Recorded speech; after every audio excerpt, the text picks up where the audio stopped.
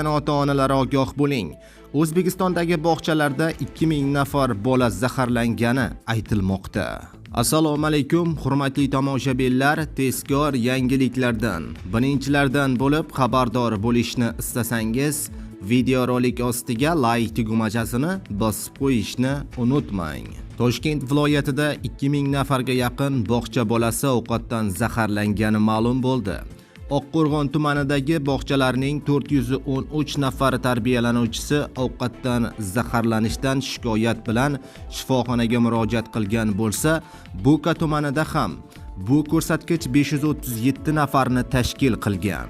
430 nafar piskentlik bola og'riqdan aziyat chekib shifoxonaga murojaat qilgan bo'lsa, Qo'ychirchiq tumanidan 64 nafar, Bekobod tumanidan 98 nafar, Olmaliq shahridan 285 nafar hamda Nurafshon shahridan 113 nafar bola tibbiyot birlashmasiga yotqizilgan, deyiladi xabarda. Hurmatli kuzatuvchilar, ushbu xabar ostiga like bosing, videoroligimiz maksimal darajada tarqalib, ota-onalarga yetib borsin.